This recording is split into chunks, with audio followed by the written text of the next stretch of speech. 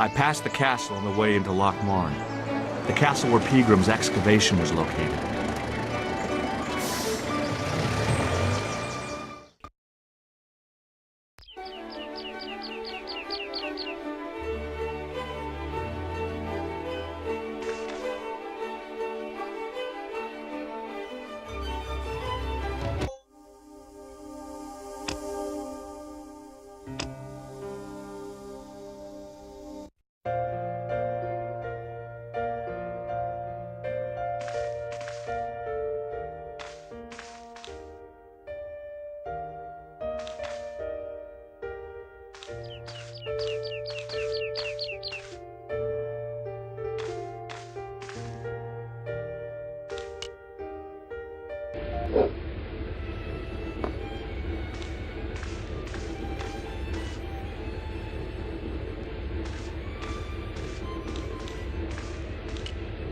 The white whiskers on the bartender's flushed face were like garlands on a Christmas tree.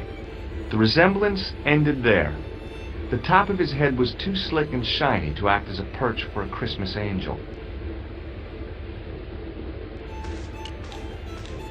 Top of the morning to you! I beg your pardon. Well, that's what you Irish say, isn't it? Do you want something?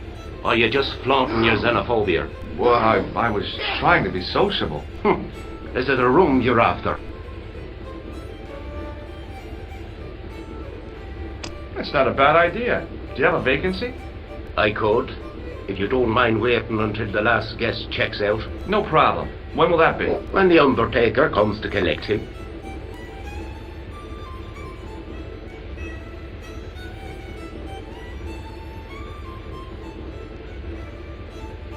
Do you know a man called Peagram? Indeed I do. Are you a friend of his, by any chance?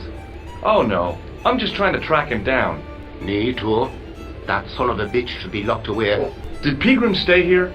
Yes, he did. 6 nights plus breakfast. I'll try a glass of beer, please. Is this your first pint of real ale? Well, I guess so. What's real ale, anyhow? Beer that's brewed from natural ingredients to traditional methods. It shouldn't be kept under pressure or refrigerated. And finally, it should have a good body and distinctive character. In other words, it's flat and worn with bits in, and it makes you fall over.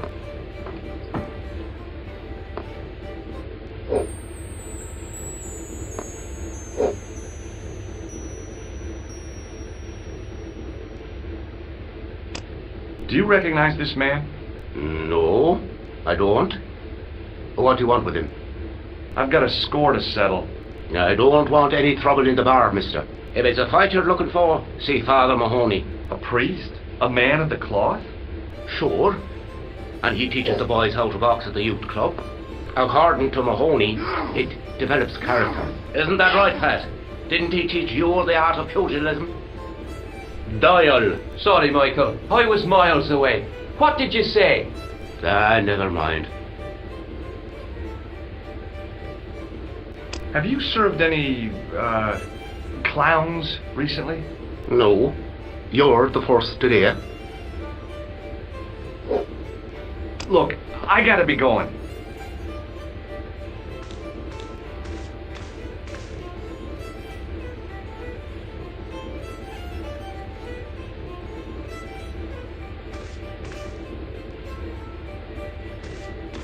The young red-haired guy was plainly nervous about something.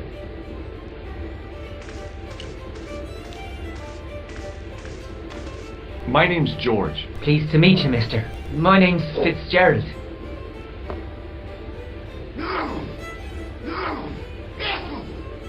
What can you tell me about the castle? There's nothing there. Just an old ruin. How old? I really couldn't tell you. Have you ever explored the castle yourself? I used to play there sometimes, when I was a kid. Then one of the little ones fell off the wall, broke his head and died. We didn't go there anymore. You haven't been up there recently? No. Do you know Professor Peagram? He's the archaeologist, isn't he? That's right. Did you work at Professor Peagram's dig? What gave you that idea? Can I get you another drink? Oh, no, thank you. I shouldn't be drinking at all. I'm on tablets for my nerves. More than a pint and I'll pass out. Do you recognize the man in this photograph? No, I'm sure I don't know him. See you later. There was a vacant look on his cow-like face that said quite clearly, "Nobody home." Hi, my name's Stobart, George Stobart. Hello there, mister. What can I do for you? Can you tell me anything about the castle on the hill? Oh, I don't know much about anything. You should ask Mr. O'Brien here. He doesn't joined up writing. Would you be one of them history fellows yourself? That's right, Professor Stobart, Miskatonic University. You're an archaeologist, and you're asking us about the castle. Excuse me, Mr. O'Brien. The gentleman was talking to me. How come you didn't leave with the others? I didn't know they'd gone. Oh, yes. Packed their spades and shovels and away they went. Seems I missed all the excitement. What excitement? Do you know Professor Pegram? Do I know him? Do I know the good professor himself? No, I don't. I mean, I know who he is, but I don't know him to talk to. Do you know anything about Pegram's excavation? Only that he didn't have the right tools for the job. What he needed was shovels and a JCB. Pegram was digging for historical remains, not coal. Is that a fact? What the hell for? It's the science of archaeology, Pat. Understanding how people used to live by what they've left behind. One day archaeologists might be digging up our remains. Imagine that, Mr. O'Brien. I wonder what they'll find. Well, it won't be arrowheads and beakers. Fast food cartons and flavoured condoms, more likely. Did anyone from the village work at Pegram's dig? I tried it myself, but that high and mighty history man called me incontinent. What a nerve. Hadn't I dug more holes than the rest of them put together? Do you remember seeing Sean Fitzgerald at the dig? Let me see now. I think me brain box needs a spot of lubrication. Can I buy you a drink? You most certainly can. Give me a drink for my friend here. Who, Doyle? Has he called you into buying for him? Shame on you, Patrick. Same again. Just a point this time, Michael. 1 point of brown coming up. Do you remember Sean Fitzgerald now? I can picture the scene as if it was only last week. Come to think of it, it was only last week. Fitzgerald was there all right. Him and a bunch of students. He was speaking with the boss man. Do you recognize the man in this photograph? It's a handsome mug on that fella, to be sure. Is he a film star? Bye for now. The guy sat in the corner as if he was a permanent fixture. Hello there. My name's George Stobart. Pleased to meet you, I'm sure. I'm O'Brien. Can I help you? What can you tell me about the castle, Mr. O'Brien? It's a fine site now, isn't it? Dates back to the 10th century, you know. Most of the existing building was added much later, of course. Are the ruins open to the public? Oh no, it's much too dangerous. Anyway, there's nothing of interest remaining. How can I get into the castle? Well, those walls were built specifically to stop people getting in, Mr. Stobart. But I dare say you'll find a way, if you've the will. Do you know Sean Fitzgerald? Yes, I do. What you want with him? I want to talk to him about working at the dig. I can't imagine anyone employing Sean Fitzgerald on a dig. He wouldn't know a post hole from his elbow. Have you ever heard of the Knights Templar? I most certainly have. A remarkable institution. Did you know? They were the originators of our system of credit. Their financial empire stretched from the Atlantic to the Caspian Sea. With bases in so many countries, they had to establish new methods of fiscal transfer. So, The Knights Templar were nothing but a bunch of bankers. I don't get it. Are you saying these Templar guys invented bank charges? In a manner of speaking, I suppose they did. What a dirty trick. Didn't anyone try to stop them? Oh yes, they were arrested and many were burnt at the stake. Good. They bloody well deserved it if they were anything like my bank manager. Can you tell me about the tripod which was found at the castle? Now there's a bone of contention and controversy. It was dug up by an Englishman of the archaeological persuasion. Who was this Englishman? Professor Pegram, the same man who dug up the gem. Do you know where I can find Pegram? You're too late to meet that fella. Is he dead? Not that. But he's gone from the village. I saw a pint with our esteemed host, I might add. Do you know where Pegram is gone? I'm sorry, but I don't. He upped anchor in the dark and shipped out before the dawn. Why did he do that? Who knows? A guilty conscience or a secret assignation. Whatever the reason, he'll not be missed in Lochmar.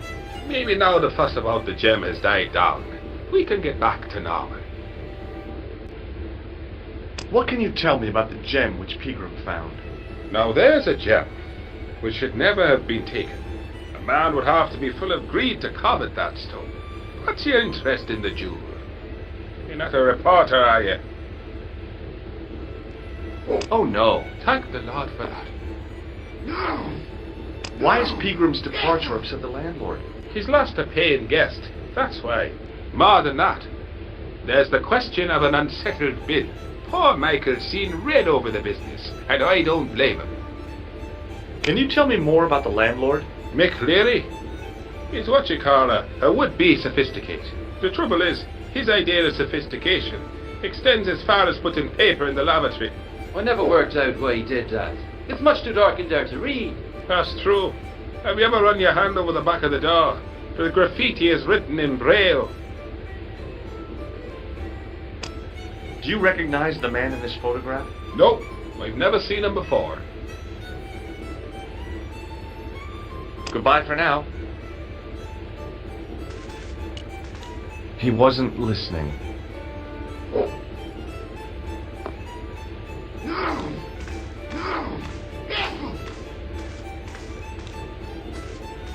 The guy sat in the corner as if he was a permanent fixture. I'd been taught not to judge people by their appearance or their clothes or the length of their hair. Nobody ever said anything about runny noses. Hi there, old-timer. What? Nasty cold you've got there. As soon as the words left my lips, I regretted them. Is there such a thing as a cold which isn't nasty? I put the question to Father Mahoney. Father, says I, why were we born to suffer snot? What did he say? He said, it's my reward for being out all night like a sinner. Pious prig. Anyway, this is no ordinary cold. 'Tis the hay fever. Pollinosis? Thank you. You're not a policeman, are you? Excuse me? Police? No. I'd know it if you were.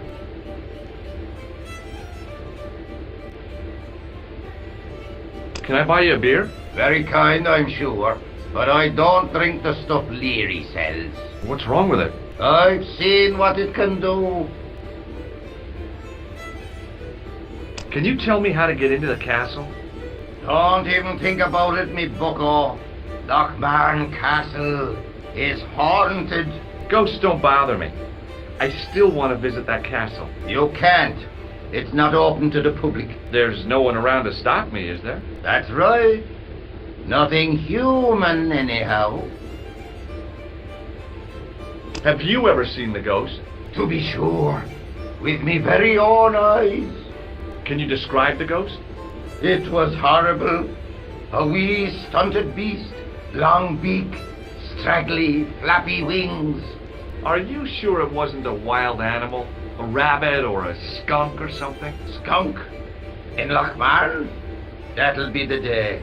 No, that was a ghost, to be sure. Do you know Pegram, the archaeologist? That's the scrawny fellow who was poking around at the castle, isn't it? No, I don't know him. What's that you're making? It's a necklace, me bucko. Oh, sure. Made out of steel wire? That's right. A necklace for my pretty one. When my little lover peels it round her slender neck, she'll be mine. All mine.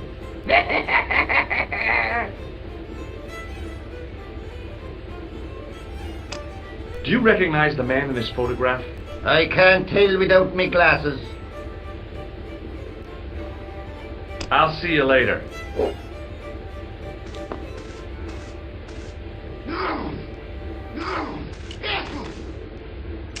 As soon as the old guy looked away, I grabbed this piece of wire.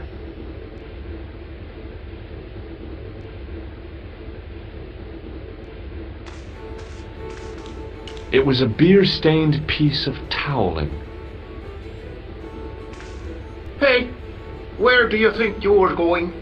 Excuse me? No customers behind the bar. Ever.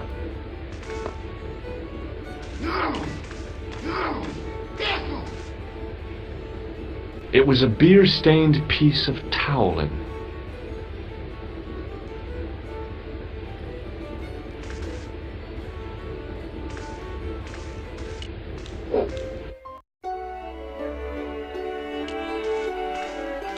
Hi there.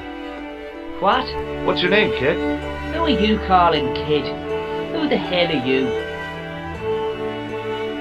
I'm George Stobart, and I'm with the good guys. You're a head case, mister. A few sandwiches short of a picnic. Cut the crap and tell me your name.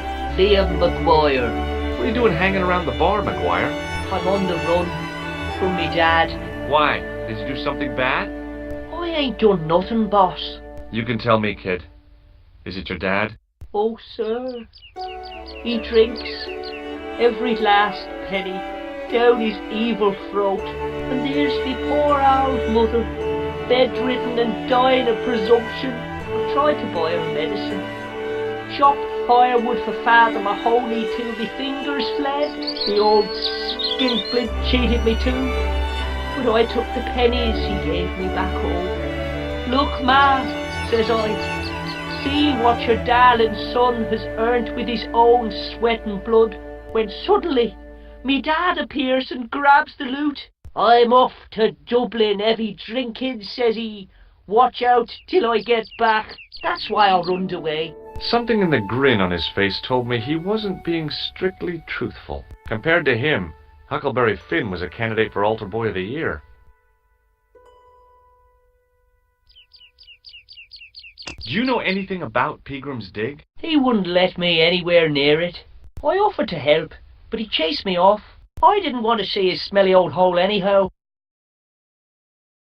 Did anyone from the village work at the dig? Pegram bought some students and bums with him. He reckoned no one in Lochmarn would know what to look for. The only local guy who worked for him was Sean Fitzgerald. Fitzgerald says he's never been anywhere near the dig. He's having you on, mister. What can you tell me about the castle, McGuire? What do you want to know? Well, can I get inside? No, it's locked up. Does anyone live there? No. Only, what do you want to know? Oh, nothing. You know something about the castle you're not telling me, don't you? No. What is it you're covering up? Is it something you're scared of? I ain't scared of nothing. I'll give you one last chance to tell me about the castle. Oh, yeah? And what if I don't? Then I'm taking you back to school. Oh, there's a ghost. It's called the Phantom of Lochmarn. You're not telling me you believe in ghosts, are you? Mister, I seen it with me very own eyes. Last Tuesday night, I went up to see what that dig was about. I just reached the top of the wall when I hears this awful noise. What sort of noise? A horrible snuffling and snorting, like O'Brien's pig, only worst. It was coming from inside the castle. Did you find out what was making the noise in the castle? No fear. I just sat there on the wall like Humpty Dumpty. The moon was cracked and greasy like an old dinner plate. The yard was full of shadows. I could have been hiding anything. I would have gone home, but me legs had lost their stuffing. Did you get to see the ghost? Indeed I did. And a fearsome sight it is too. I sat on me arse, waited while the moon went down. Then out it comes from the shadows, all grey and tattered and hunched over like an old bent willow. Then I hears this spluttering and splashing and horrible laughter in the dark. I was so scared. Why, I fell off the bloody wall. I'm sure there's a rational explanation for what you saw at the castle. There is. The bloody place is haunted. Do you know a man called Pegram? Can you describe him like on the telly in the cop shows? He's an English archaeologist. I know the man you mean if he's the one. Can you tell me where I'd find Pegram? No, I can't, 'cause he's not here now, but if I sees him, I'll ask him. Do you know what Pegram was doing in the castle? Digging for buried treasure, jewels and gold and skeletons, like in the films. Have you ever seen this man before? What a slimy character. No, I never seed him. See you later, kid. Okay, mister.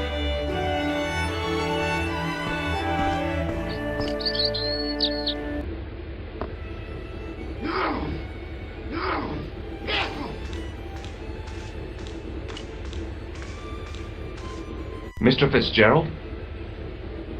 Doyle told me you definitely worked at the dig. He's seen you there. You might as well admit it. I knew this would happen. I knew I'd get caught. I need to talk to Professor Pegram, if he's still alive. What do you mean? Is he in danger? Yeah, you too, if I'm right. You're not from the Social Security. Hell no. What makes you think that? Well, I was claiming benefits at the same time I was working for Pegram. I'm not in a position to make judgments, Sean. That's between you and your conscience. All I want is to talk to Pegram about the gem. But he's not here. I know that. But he left that package with you, didn't he? So where did Pegram go? I don't know. I swear it. He came to see me early this morning. Said he was leaving. He asked me to give this package to a guy called Marquet. Show me what's in the package, Sean. I can't do that. Why not? I promised the professor. So what?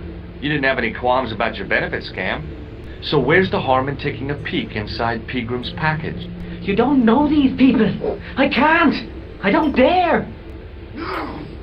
This is your last chance to show me the package, Fitzgerald. I've been patient with you, but now it's time to kick ass. But he'll kill me. Who will? The man from Paris. Jack Marquet. Pegram told me if I gave him the package unopened, I'd hear no more about it. But if I double-crossed Marquet, I'd be dead. I'll deal with Jacques Marquet. Give the package to me. No. Why should I trust you? I don't know who to trust anymore. I wish I'd never even heard of the Lochmarn gem.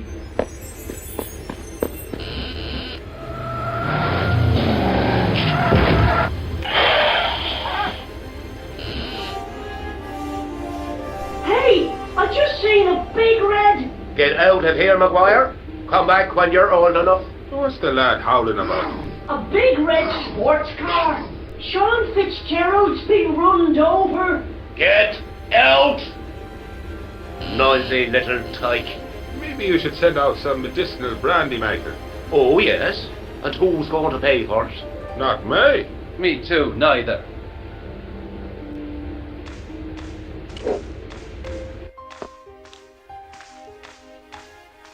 I was telling the truth about Fitzy, mister. Okay, calm down. Now tell me what happened. I was standing here, minding me own business, when I saw this beautiful red sports car coming up over the hill. Would you look at that, says I, and I going over to take a closer look. Next thing, Fitzy comes tearing out of the pub and nearly knocks me on the ass, but the car just flies at him. It was too fast for poor old Fitzy, and ate him an awful wallop. He goes flying up on top. Jesus, says I thought he was a goner. Next thing, the driver hops out, and I couldn't believe my eyes.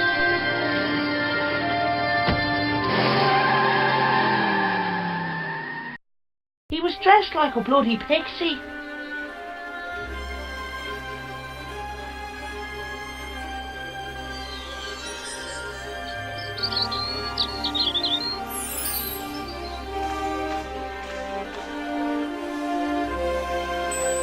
The plastic cover had been smashed and broken away, revealing a switch.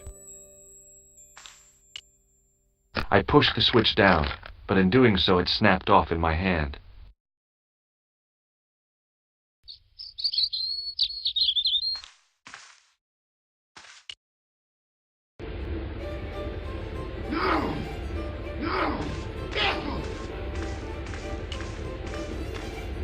Excuse me. Yes, sir? May I have another beer, please? Certainly, sir. Same again? Yeah, please. How is this stuff made? That's the secret of the master brewer, sir. Each barrel is lovingly manhandled in time-honored fashion, suspended on skillfully tied ropes of the finest hemp, lowered into the cellar, utilizing the forces of original gravity, like manna from heaven. I'm sorry, but the pump appears to be broken. I could fix it for you. I don't think so. This is a job for a professional electrician. Oh well, at least the glass washer is still working. It's not my idea, is it? It just so happens I'm an electrician. Check out my credentials. Well, no. Isn't that marvellous? Here's a house bedeviled with faulty wiring of a wayward nature. Here's you, an electric man, with a little plastic card to prove it. I still want to see what you can do before I let you touch me beer pumps. You can make a start on the glass washer. And when you've finished that, will you take a look at the pumps?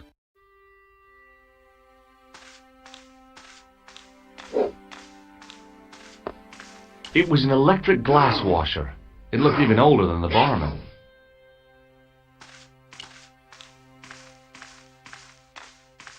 I couldn't see anything obviously wrong with the machine.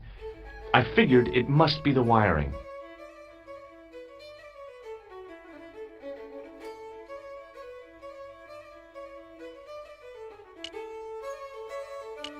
It was a short piece of wire, twisted into a rough circle.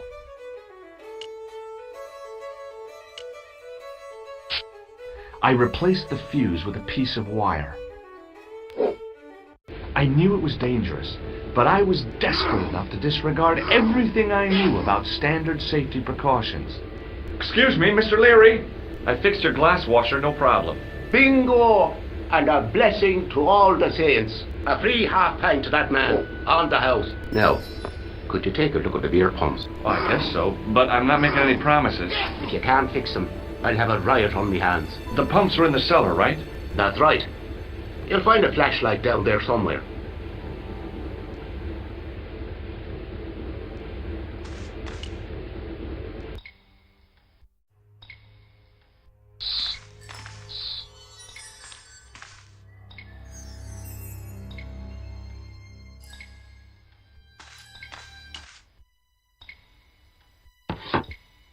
I pushed the lever and heard the grating of metal, but nothing appeared to happen.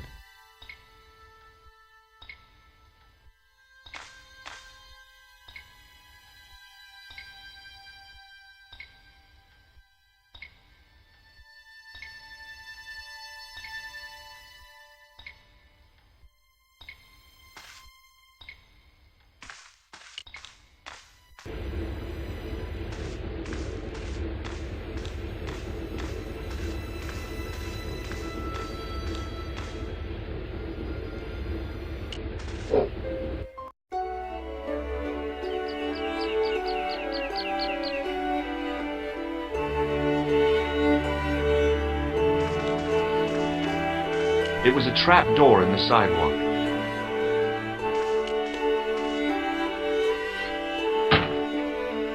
I lifted the trap door, and an overpowering smell of stale beer rose from the cellar below. I looked down on a stone-tiled floor, way too far to jump. Excuse me. There was a nasty feeling in my guts I usually associated with light opera. It was Khan. What's the problem? Did you see what happened here a few minutes ago? What was that? A man was involved in an unfortunate accident. I didn't see anything. What about the boy? He doesn't know anything either. The kid, well, you know how it is in these rural communities. Not enough genes to go round. I prayed McGuire had the sense to keep his mouth shut. Was the guy hurt bad? He's been taken care of, but he thinks he dropped a small parcel. You didn't happen to find it, did you? If I had, I would have taken it to the police. Of course. Thank you.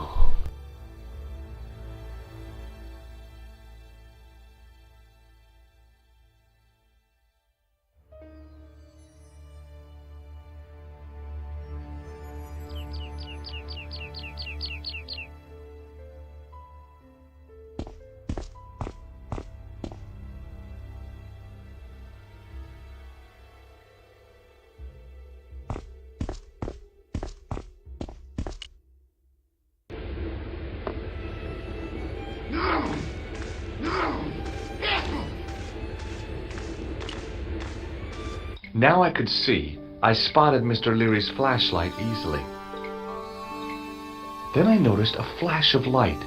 Something sparkling beneath the open trap door.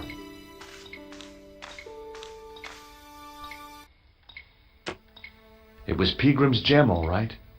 A large, uncut blue stone. I guess I was already under its spell. Did you find it?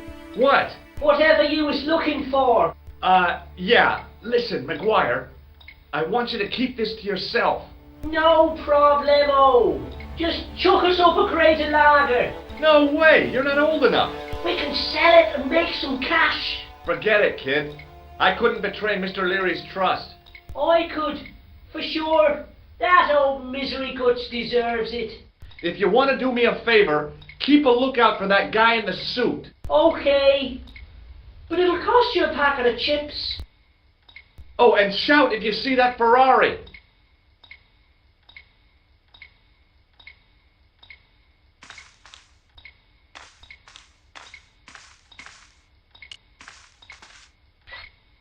The faucet creaked, coughed, and spewed out a stream of rusty-colored water.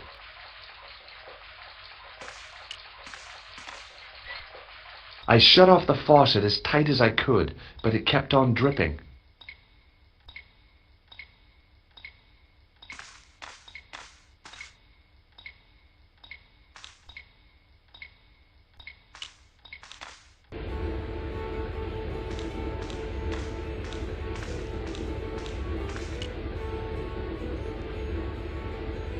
It was a large blue gemstone.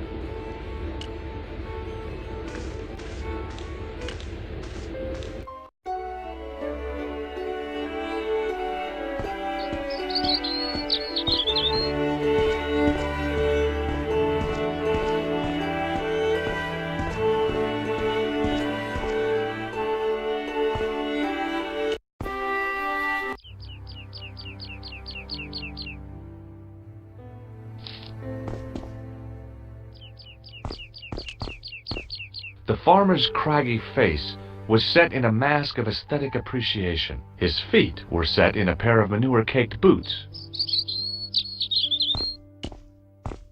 Hi, do you speak English? Well, no, what if I was to say no? An implication of cognizance shrouded in denial.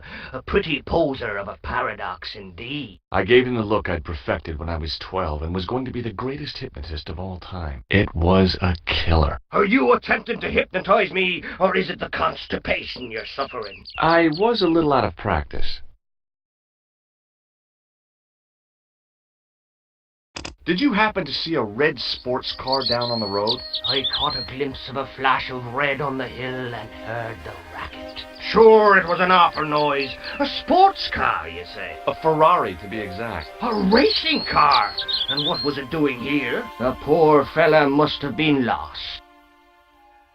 The driver of the Ferrari was involved in an accident. Is that so? Yeah, he knocked somebody down outside the bar. What an idiot! How could a thing like that happen? He was traveling too fast. So fast, he ran right under the car? I mean, the car was traveling too fast. But you'd have thought the idiot could have heard it coming. Maybe you know the guy who was hit by the Ferrari. His name is Sean Fitzgerald. Oh, I know him all right. That's me nephew, the idiot responsible for the stacking of my hay cart. Was he killed by the car? Oh no, but he has been abducted. Well, that's a relief now. Aren't you going to look for your nephew? What for? From what you say, it's too late. Well, you could report the matter to the police. Better not. Besides, what could they do? Well, they could mount a search. They have only the one bicycle between them. In a question of superior acceleration, I put me money on the Ferrari. I think you ought to know exactly what Sean has gotten himself into. I'm not sure I want to know. But you're his uncle. His own flesh and blood. You're right, but what can I do? If I'm not here to guard it, some idiot might try to climb the haystack. What a moral dilemma. Stay here and guard this potentially lethal agricultural construction, or to go off in search of the prodigal nephew, the very man responsible for said hazard? It'll need some thinking about. Why, there's no problem. You're right! Why didn't I think of it before? We'll demolish the haystack. You don't have to demolish the haystack to go look for Sean. I'll stay here in your place and warn anyone who's silly enough to climb it. Marvellous! I think I should start me inquiries in the bar. He strode off in the direction of McDevitt's bar, leaving me to contemplate the stack of hay.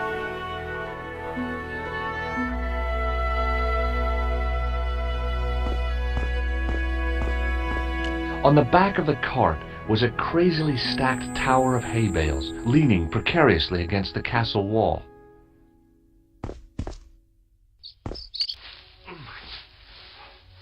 The stack of hay stopped, short of the top of the wall. Even if I stretched as far as I could, the wall was out of reach. What I needed was a slice or two of Alice's Wonderland.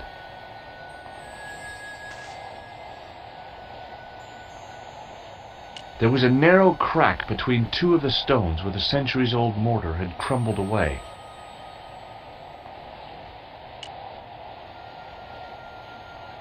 It was a metal rod with...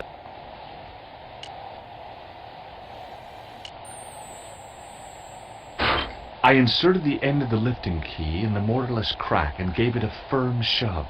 It remained lodged in the wall, jutting out to form a step.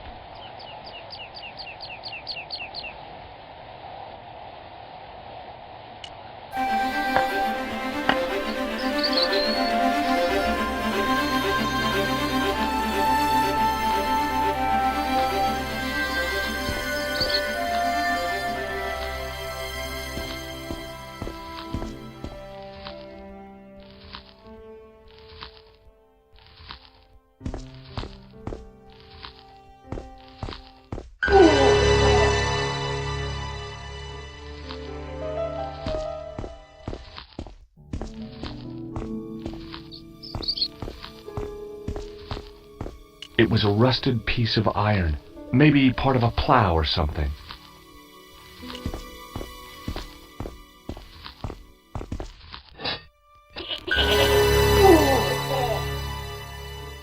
The rope by which the goat was tethered had become tangled on the old plowshare.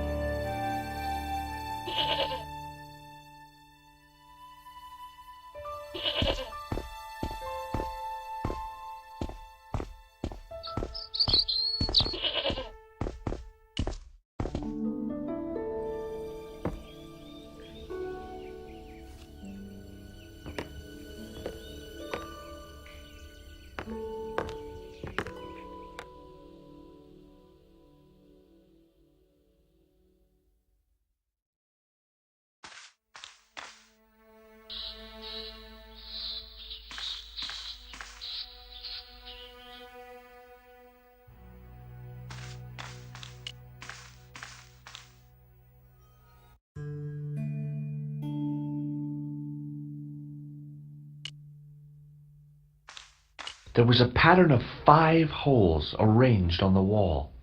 They'd been drilled there deliberately.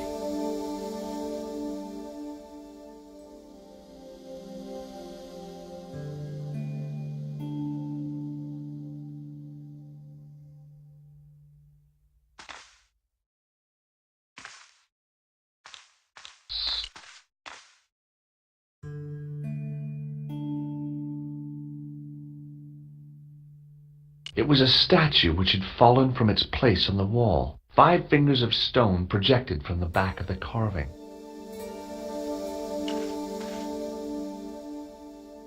The statue was too heavy to lift. It overbalanced into the sand.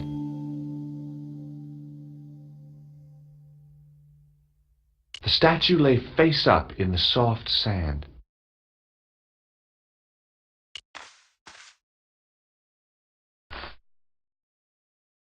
As I swung the stone upright, I noticed it had left a pattern of holes in the sand.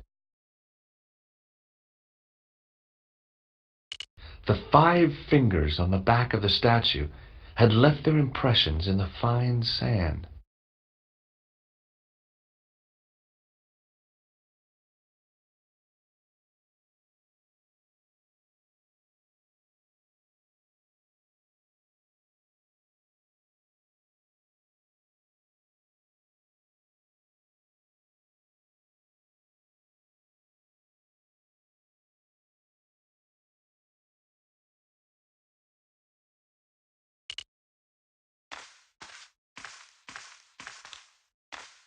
Behind the altar was a carved panel decorated with animals, birds, and plants.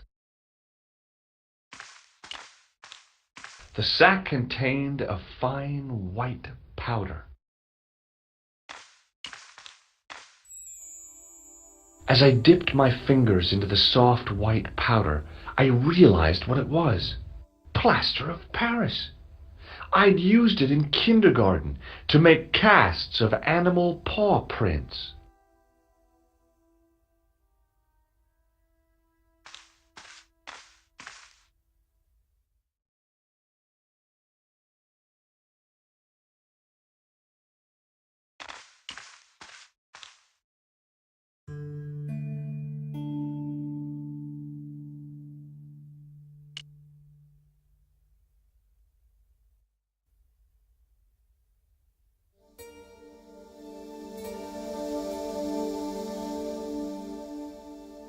It was a handful of plaster left in the castle by Pegram's archaeology team.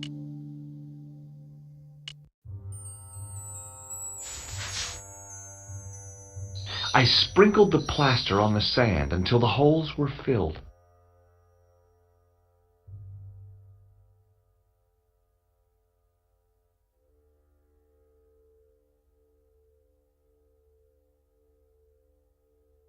The patch of sand where the statue had fallen was covered with a dense sprinkling of plaster. I smoothed the plaster level with the sand. It was my first experience of home improvement.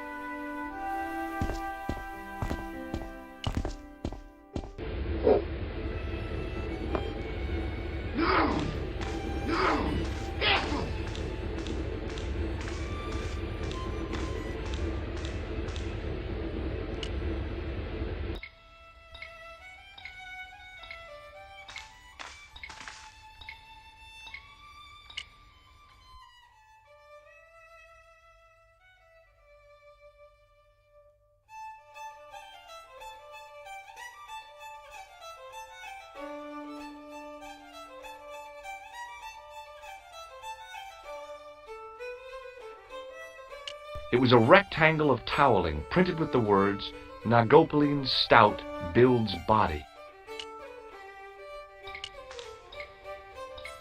The slow drip of water barely dampened the towel.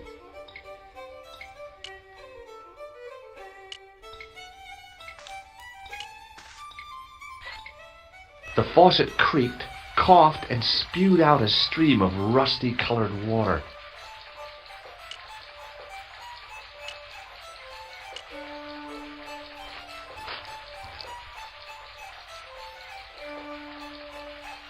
I held the towel under the faucet and soaked it with water.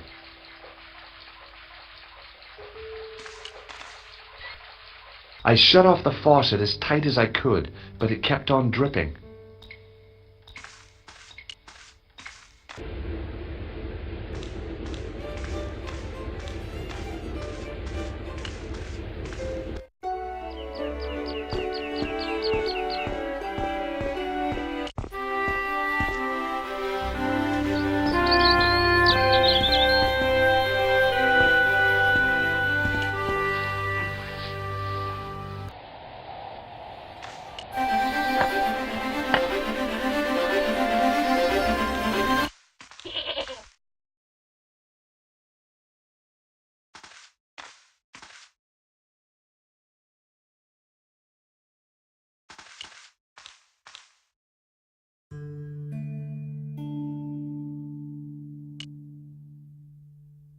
It was a rectangle of toweling printed with the words, "Nagopaline stout builds body." The towel was soaked through with water.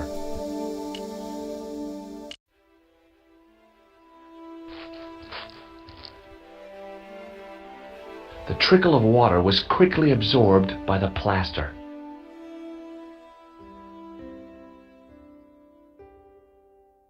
My improvised plaster cast was slowly drying out. I eased the solid piece of plaster from the sand.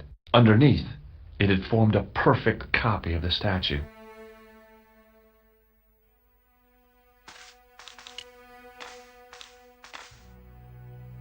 I placed my fingers and thumb into the holes in the wall.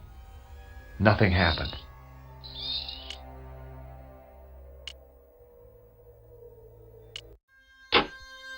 The hardened plaster cast fitted snugly into the 5 matching sockets. There was a soft thud, then silence.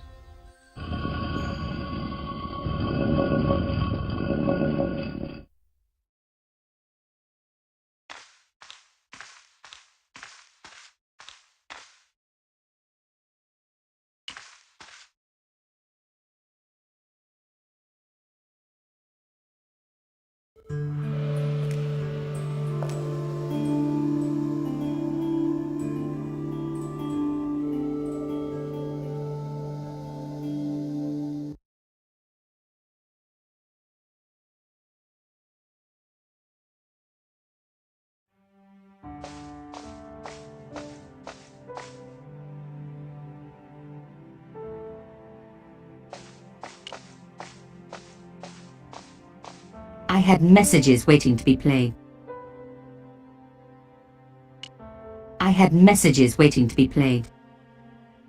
You have 3 messages. Hey, Collard, it's me, your favorite editor. Guess what? I'm gonna give you a second chance. I need somebody to write the TV column. Pays lousy, so what's new? If you're interested, drop by the office. In fact, drop by the office anyway.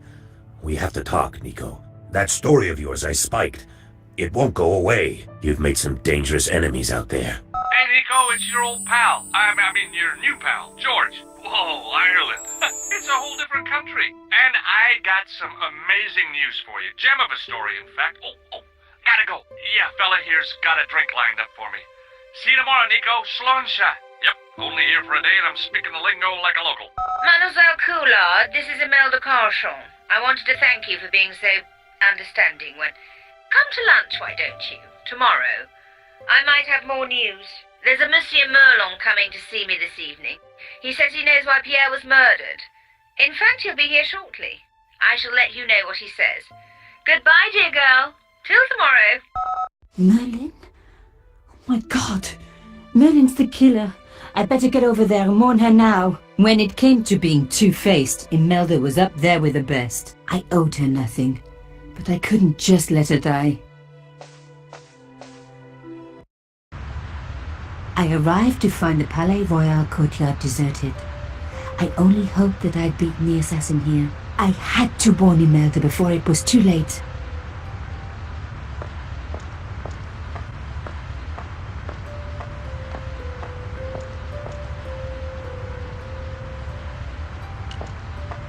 The intercom system wasn't working. Bad sign. Somebody had cut the wire.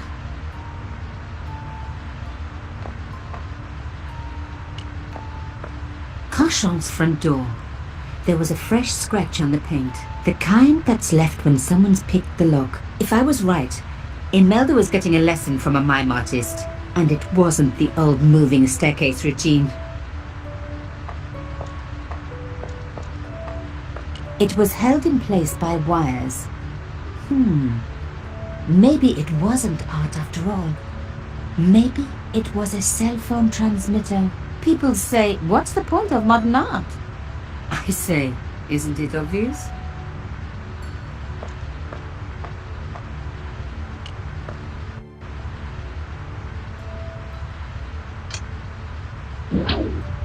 I unhooked the first wire.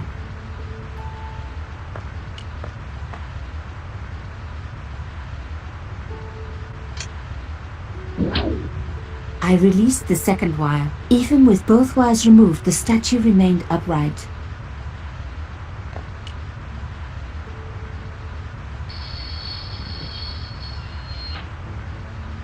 If I could deconstruct this, I could deconstruct anything.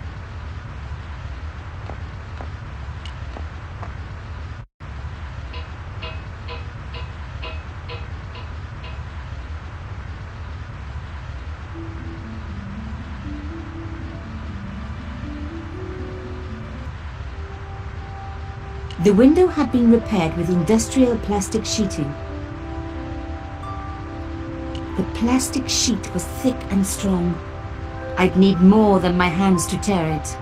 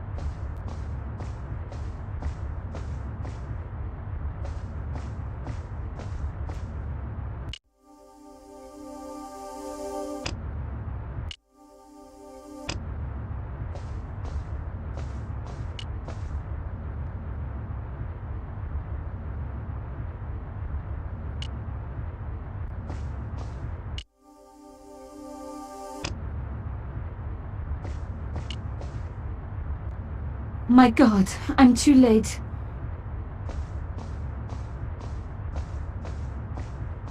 Imelda. Oh no. Nico? Don't worry, you're going to be all right. You know that isn't true. It was Merlin, wasn't it? Dressed as a cavalier. How absurd. You came to warn me, didn't you? I must be crazy. Let me see you, Nico. All this time you were just using me. Which one is the real Imelda? You are an extraordinary girl. Thierry would have been so proud of you. You didn't know my father.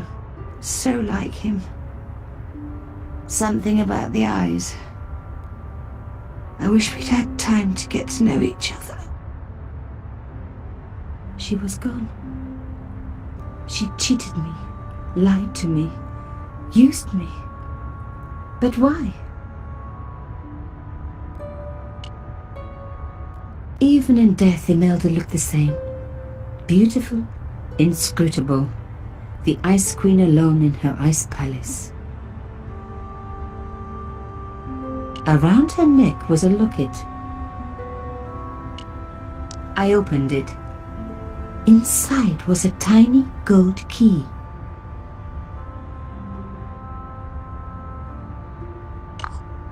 I took the key.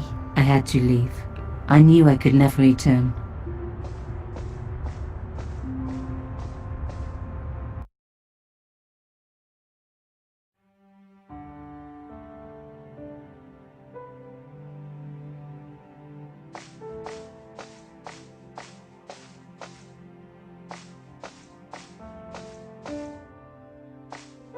A chest containing all my valuables.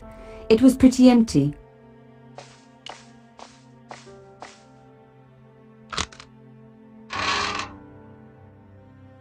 In the dim light, I caught the reflection of something metallic. A small, sinister-looking metal disc had been tucked under my father's box. It was a bug.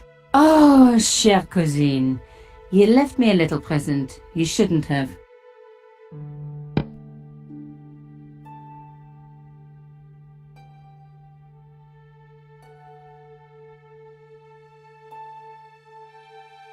You don't scare me. Espèce de...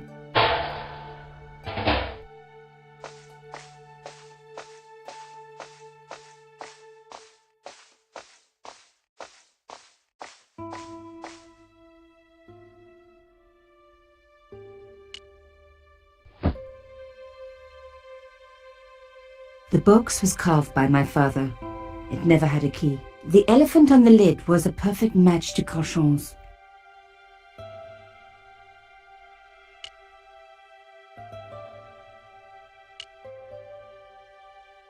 I took out the key.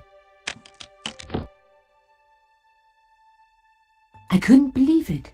Imelda's key opened my father's box. I dreaded what I was going to find inside.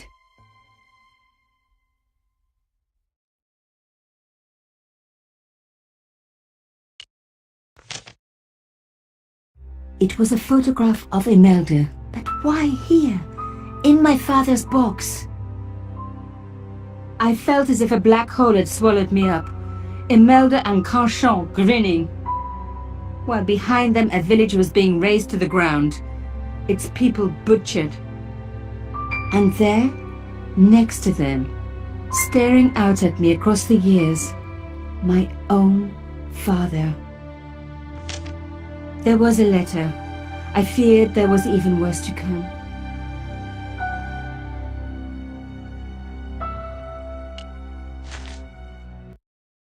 Hotel St. George, Algiers, Friday. My darling Thierry, by the time you read this, you'll be safely out of Africa. You need not fear. Pierre and the organization do not know who you are really working for, or about us. Did you think I would betray you? I could not. You wanted me to leave him, but I don't have your courage. I know too much of what has been going on here. They would find me and they would kill us both.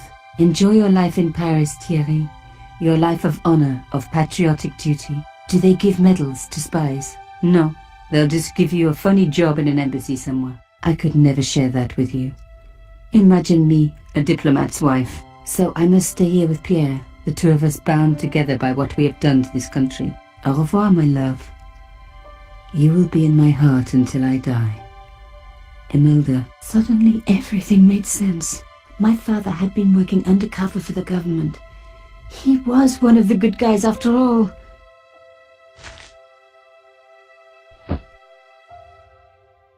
He and Imelda must have fallen in love.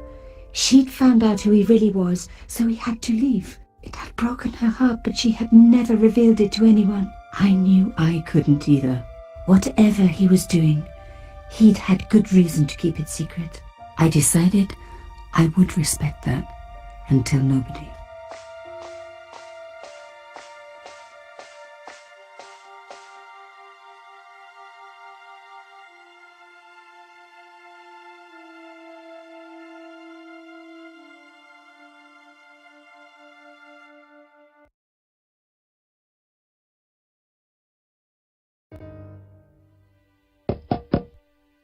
I knew it was George. For a moment I was tempted to pretend that I was out, or ask him to go away and come back later. But then... Come in. Hello, George.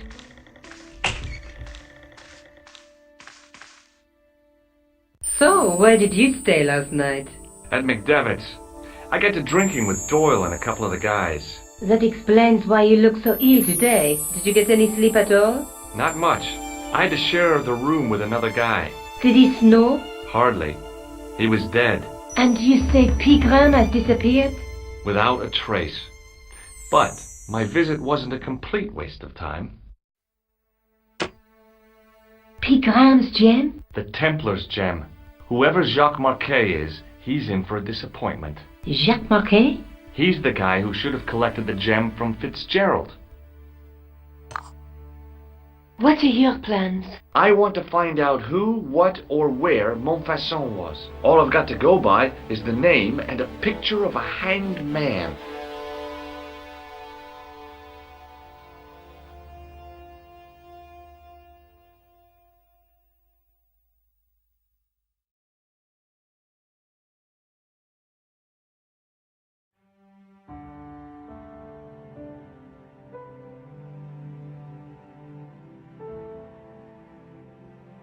Do you want to look after the gem? No, George.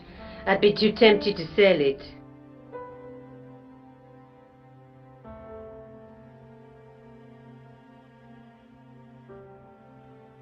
I can't sit here all day, much as I'd like to. Okay. Don't forget to look for Lobineau at the Crown Museum. And why don't you see if Rousseau has heard anything? Okay. Anything else I can do for you while I'm out? Shopping, a trip to the laundromat? Just take care of yourself.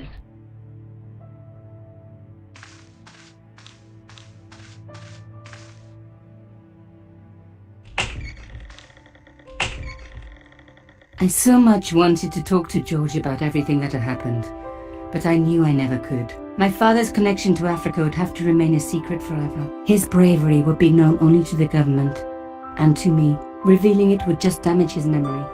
People would take the story and twist it. Before long, he would be the villain and Carchon would be the hero. I know how they do that. I'm a journalist.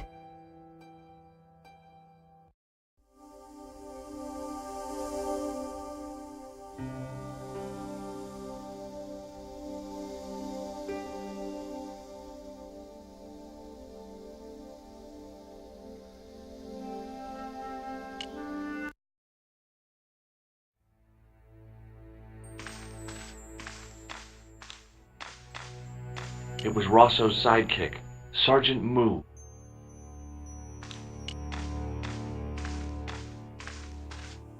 Sergeant Moo? Yes.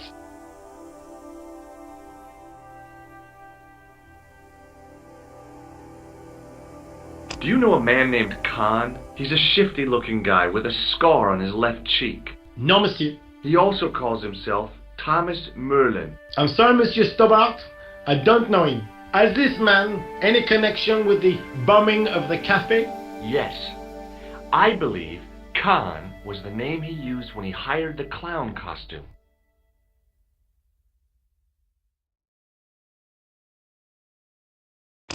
Do you recognize the man in this photograph? No, monsieur. It's the guy who bombed the cafe. The clown. This man looks nothing like a clown. He's taken off his grease paint and costume. Then there is nothing to link this man with the killing. Nothing? Look at those murderous eyes. Hardly likely to get him convicted. Have you heard of a man called Marquet? Yes. He used to be known as the Mole of Montmartre. I heard he's been hospitalized, probably by one of his rivals. Which hospital was Marquet taken to? The Hagenmeyer Clinic, in the Avenue des Hérissons. Why was Marquet known as the Mole of Montmartre? Because he lived in Montmartre, I suppose. Yeah, but why the mole? I don't know. Maybe he ruined people's lawns.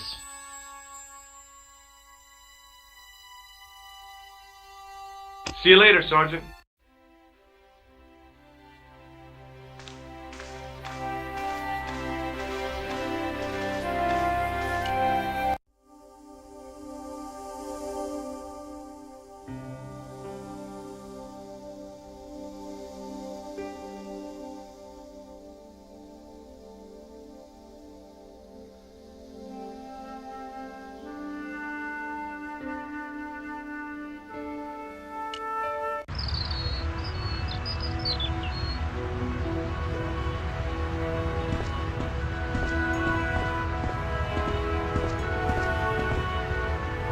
There was no sign of the crew of the ambulance.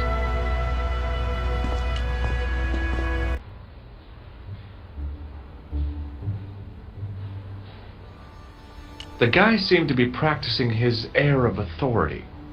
Today, he was working on his withering stare.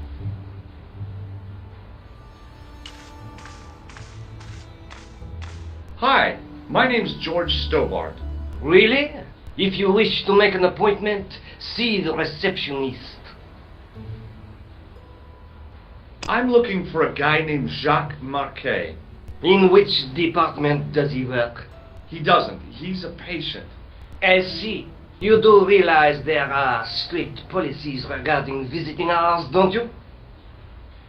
This is important. I have to talk to Marquet urgently. We make no exceptions to the rules. It's a matter of life and death. The well-oiled running of this hospital is a matter of life and death. That's why we have rules. I think I ought to warn you that Marquet is not what he seems. Explain yourself. He's in league with a bunch of guys who want to take over the world. Nonsense. Besides, Marquet's employers have paid in advance for one of our most exclusive private rooms. Could you tell me who Marquet's employers are? Certainly not. Do you recognize the man in this photograph? No, sir, I do not.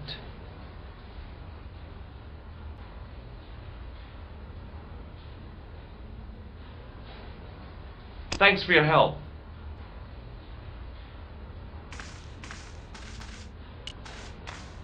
Excuse me. Yes, sir? Is this the Hagenmeyer Clinic? That's correct. I thought I was in a garden center. Oh, the plants. They were my idea. A little greenery to evoke the spirit of nature. How may I help you?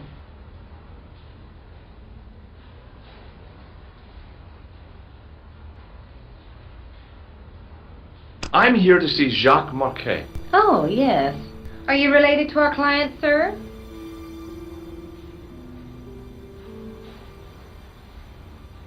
No, I'm conducting a private investigation. Then I can't help you.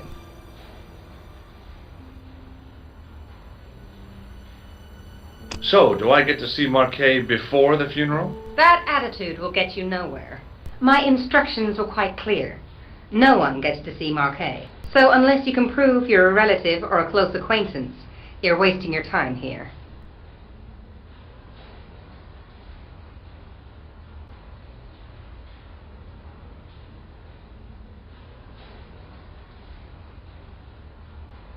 Look at this ID pass.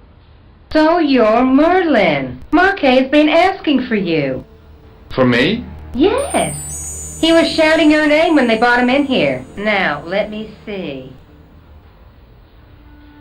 He was on Ward B12, as I recall. Oh, he's being transferred to... Oh, dear. He's on Ward J2. That's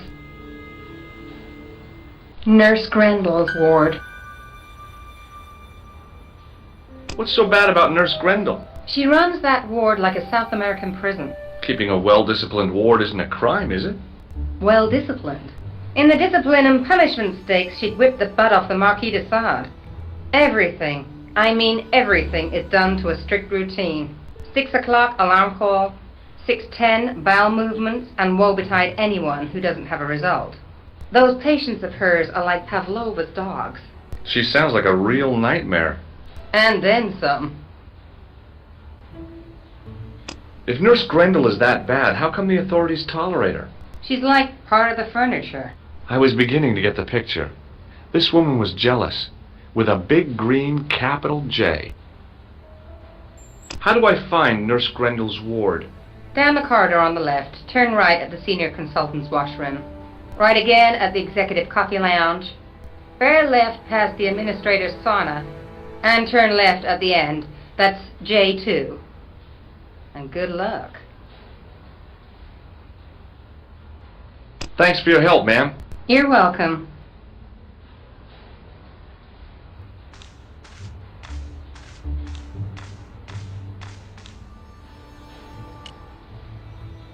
As I turned the corner, I saw the source of the hellish noise which echoed through the corridors.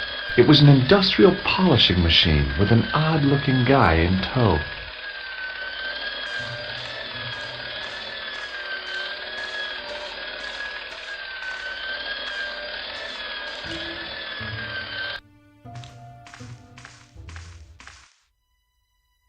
Oui, monsieur. Is this Ward J2? It is, but you're not supposed to be here. We have strict rules about visiting hours.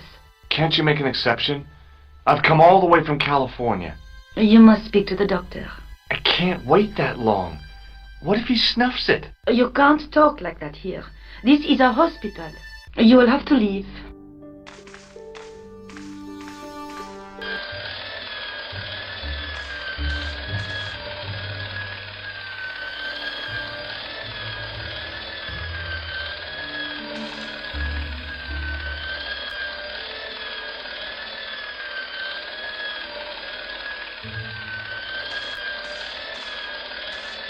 The door didn't have a sign or label or any kind of identification. Hey now! You can't go in there.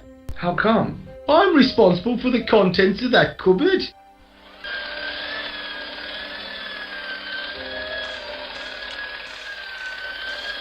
Hello. What's that? I said hello. Oh, hiya. I'd like to talk to you for a minute. That's what I thought you said. Don't look so down in the mouth. No matter how bad things seem, I never let life get on top of me. Oh, yeah? What's your secret? Why, it's easy.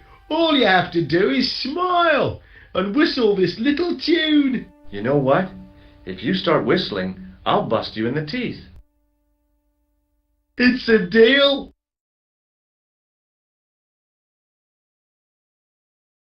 What's the problem with Nurse Grendel? She's uptight and twisted on account of a broken heart. Oh, that's too bad. I thought she was just plain bad-tempered. That also. By the way, sir, I wouldn't stand too close to Mr. Shiny's grease valve. If he has an emission, it'll take the shine clean off your shoes. Say, nice sneakers. Thanks.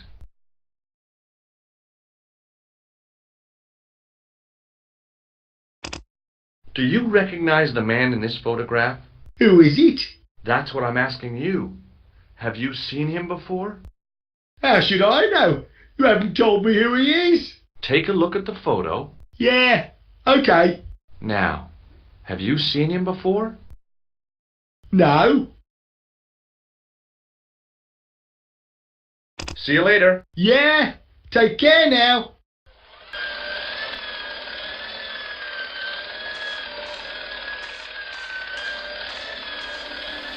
As I tugged the plug out of the socket, the polishing machine coughed, spluttered, and died.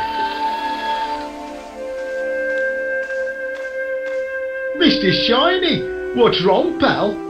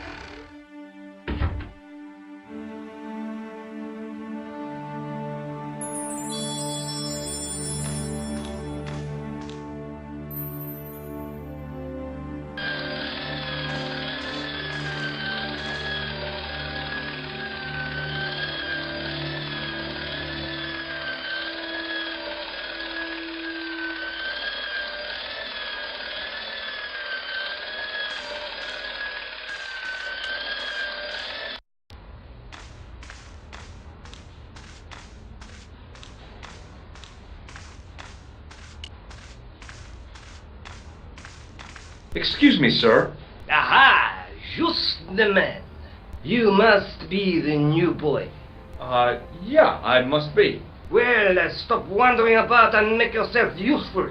Bunny, come here, boy. This is Benoit, my nephew. Can I trust you to look after him? He is fresh out of medical school. It will open his eyes to see a real doctor on the job. I'll bet. Show him around. Let him see some real suffering.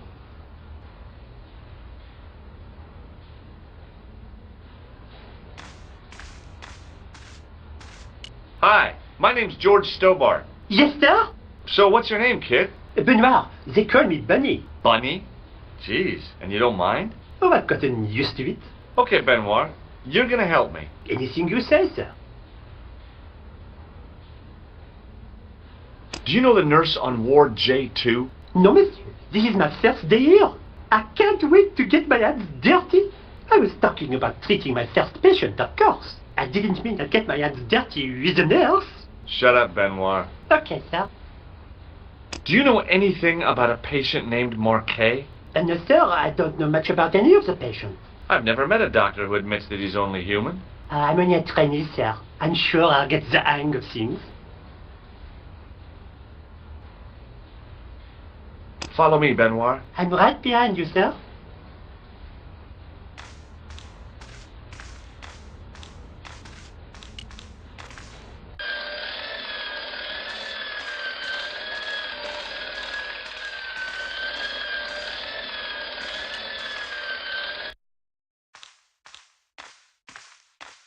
Good afternoon, doctor. The patients are ready for your inspection, doctor.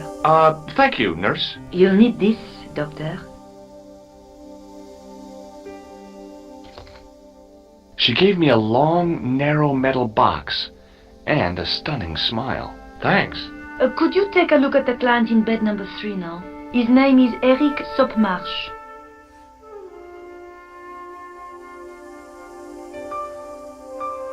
Do you have a patient named Marquet on this ward? Oui, monsieur. He is in the private room at the end of the ward. He has been placed in strict isolation.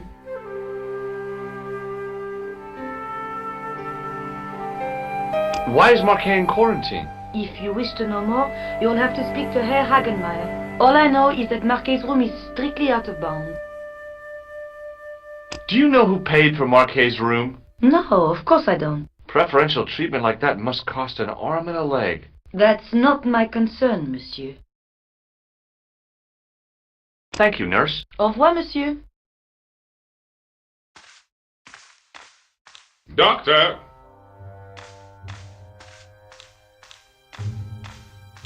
What is it? You haven't taken my blood pressure.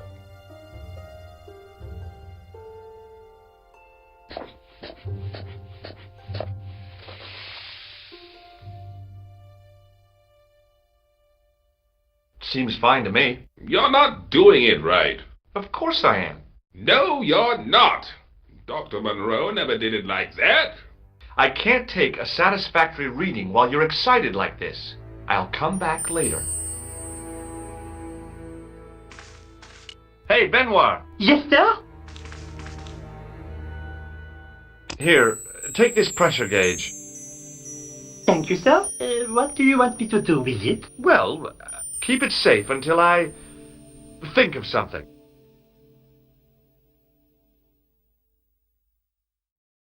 Follow me, Benoit. I'm right behind you, sir.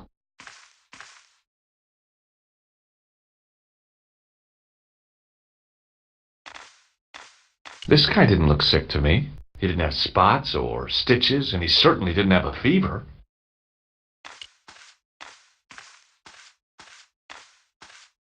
Hello? Anybody home? Who are you?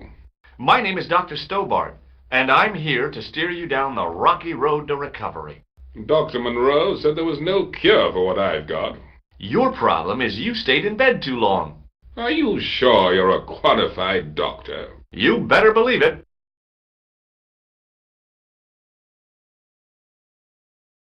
What's your impression of Nurse Grendel? She's a very efficient young woman. Efficient? You make her sound like a vacuum cleaner. I've no complaints.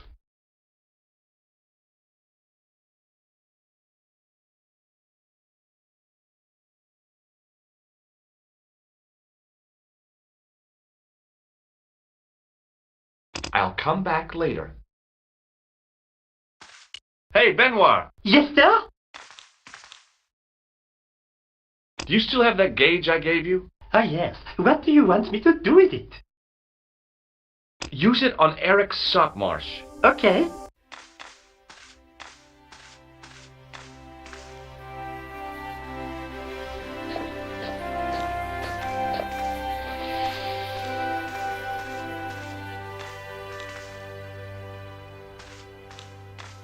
He sat like a statue of a sack of potatoes, but the cop's eyes were as watchful as a hawk's.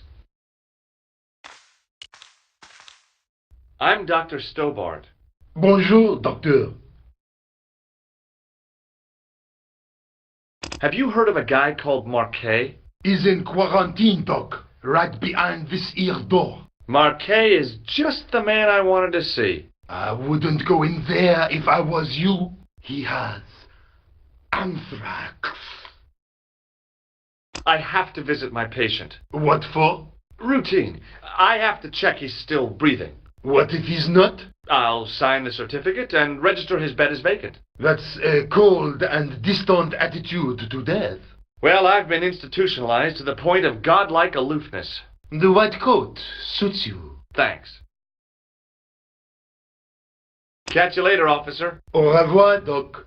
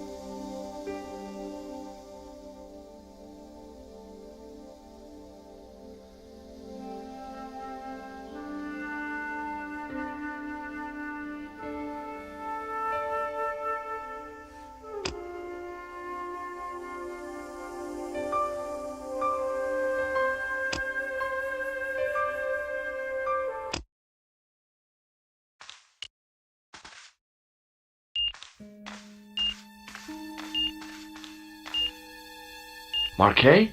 Yes, I am Marquet. I've been expecting you. You have? Well, what are you waiting for? Get it over with. I just want to know what I should do with the gem. The Lochmar gem. Yeah, right here in my pocket. I thought you were one of the assassin. Not me. I never inhaled. So, you were sent in my place? Yeah. You could hardly make the trip to Ireland in your condition. What should I do with the gem? Deliver it to the Grand Master quickly. Tell him that I have found the tripod right here in Paris. What, you have it? Not yet, but it's being taken care of. I hired a couple of stooges with a flair for petty crime. Would that be Flap and Guido by any chance? You know them as for Gloucester. He has gone off to Syria on a wild goose chase. They have geese in Syria?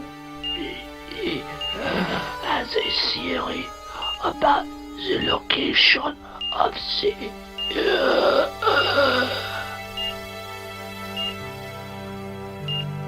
That's enough excitement for one day, Monsieur Marquet.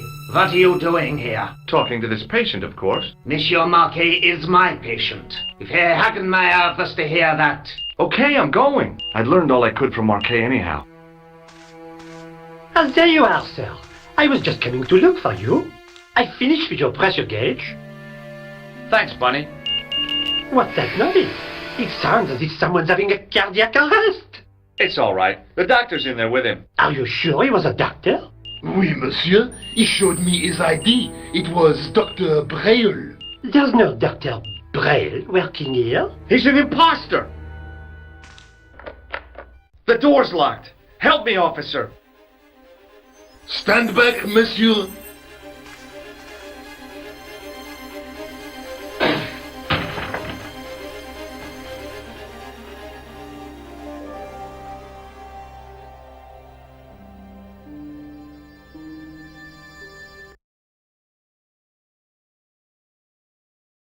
Hello, Georges. I found Jacques Marquet. Did he talk? Yeah, he talked. For the very last time. He's dead. Yeah. Killed in cold blood by a bogus doctor. That's despicable. What kind of guy would pass himself off as a doctor and take advantage of a dying man? Was it Khan? No, I don't know who he was, but it certainly wasn't Khan. He got away, out the window. Have you ever heard of the Hashiashin? No. Marquet said that they were his biggest enemy. His biggest enemy was the bogus doctor. Don't remind me. That guy was evil. He had wild, staring eyes like a dead fish. I'll never trust a doctor again. Do you think the assassin was responsible for killing Marquet? I don't think so. He could have finished him off the first time. Besides, Marquet would have recognized him. He was pumped to the gills with sedatives. He wouldn't have recognized the 4 horsemen of the apocalypse unless they'd introduced themselves.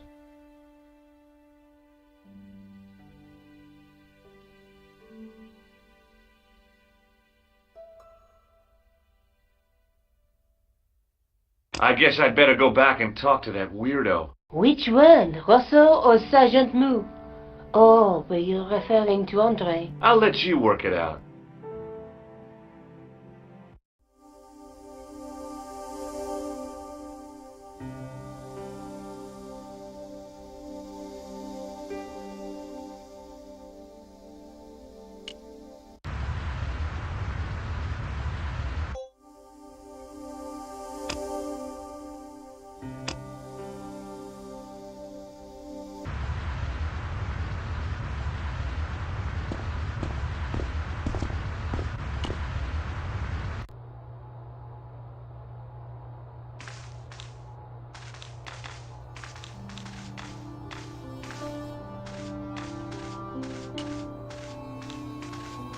He was a thin-faced, pallid guy with a questionable taste in outlandish clothes. My mother used to dress like that. I beg your pardon. Are you André Lobineau?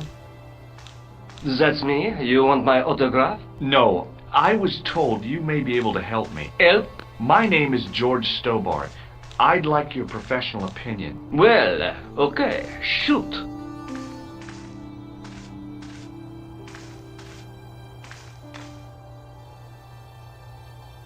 Have you ever heard of the Hashashin? Why, yes. It was a radical Muslim sect whose name became synonymous with murder. It was formed in 11th century Persia, shortly before the Crusades. At roughly the same time as the Templars. Yes. They gave a new word to our language. Assassini. The assassins. How did the assassins get their name? From the legends surrounding the secrets of their initiation rites. A young man who sought to join the sect was given hashish until he drifted into dreams. He awoke to find himself in a fabulous garden with everything he could wish for. The freshest water, the most delicious food, the choicest hash, and the most delectable women imaginable. Cool. Do you have the address? I haven't finished the story. There was a price to pay for this taste of paradise. Wouldn't you just know it? The young man would wake the next day to find himself back in the real world. He was told that he'd been given a glimpse of the heaven reserved for holy martyrs. A heaven he would enjoy for eternity if he was willing to join the Hashashin. How did the assassins operate? Well, as I explained, the new recruits would be only too willing to die for the cause. They'd be instructed in the use of the dagger, poisons, and disguise. Then, the Grand Master of the sect would name an enemy of Allah. And they'd stop at nothing to eliminate that enemy. You got it. They were fearless and deadly. Does the cult of the assassins still exist? Take a look around at the world today. You tell me.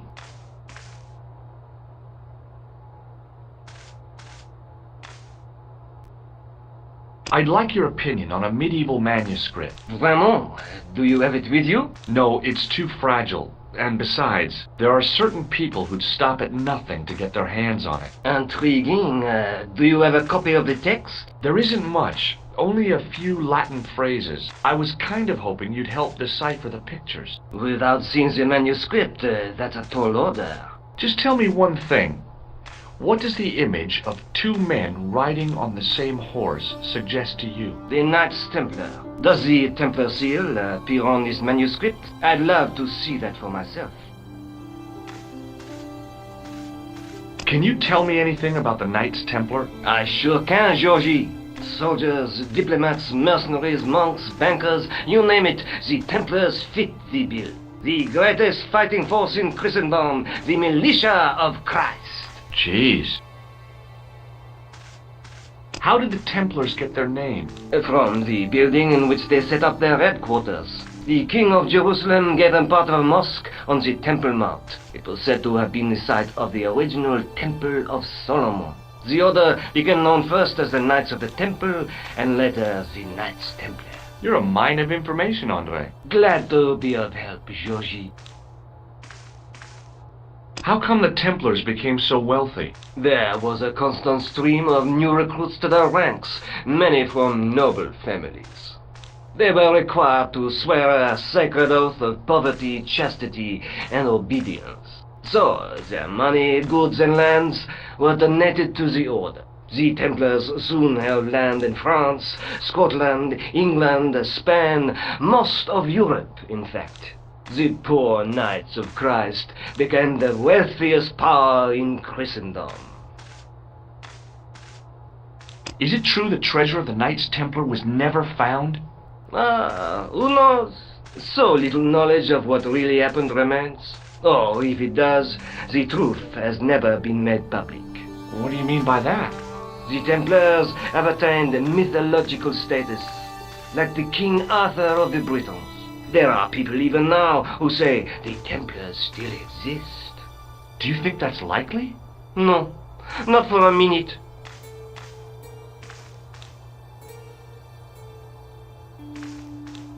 Does the name Montfaucon mean anything to you? Sure, it was the most grisly spectacle in Paris until the Revolution. A public toilet? Montfaucon was the place of execution for many thousands. A dark temple of death, with row upon row of arches, each one framing a grim exhibit. Scores of rotting corpses swung on creaking rope, while the crows devoured their flesh. That explains the image of the hanged man. I found a reference to Montfaucon in Ireland, in a village called Lochmarn. Lochmarn? That's where Pegram was digging. That's right. He'd left the excavation before I arrived. Where was the site of Montfaucon? To the northeast, near the Canal Saint-Martin, but there's nothing there now. The old gibbet was torn down during the Revolution. Do you know Pegram well? Not really. I met him at a conference. I would have liked to talk to him in depth, but I didn't have time. When was this? Oh, back in the summer, July, I think.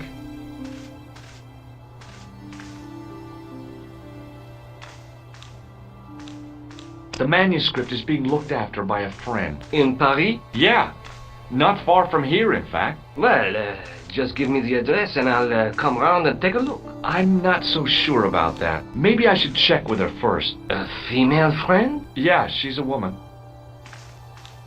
this friend who has the manuscript? Oui, the anonymous girlfriend. She lives at 361 Rue Jarry. Ah, I know it well. I'll drop by. Just as soon as I can. I think you ought to know that the tripod is going to be stolen. The Lochman tripod? No. It's true. I can give you a description of the thieves. Before the supposed event has taken place? I heard them planning the raid. They're wasting their time. The tripod is protected by a state-of-the-art alarm system. Well, don't say I didn't warn you. Why don't you loan the tripod to me for safekeeping? Because I'd never see it again. Well, don't you trust me? It's not a question of trust, George. That tripod is hundreds of years old and extremely fragile. I get your point.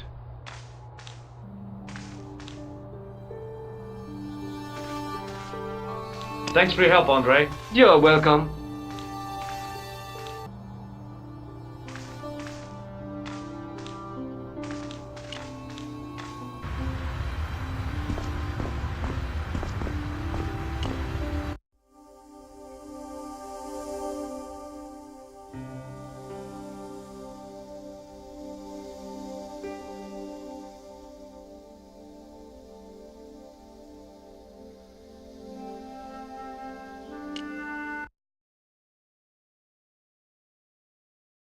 Hello, George. Oh, by the way, I had a visit from André Lobineau. Oh, yeah. I hope you didn't mind me giving him your address. Not at all. It was lovely to see him again. He was over the moon when I showed him the manuscript. It's not often he gets that excited. He made a sketch of the knight's crest to take back to the museum. I believe he's identified the family who bear that crest. I sure hope so. Do you think the assassin was responsible for killing Marquet? I don't think so. He could have finished him off the first time. Besides, Marquet would have recognized him. He was pumped to the gills with sedatives. He wouldn't have recognized the 4 horsemen of the apocalypse unless they'd introduced themselves.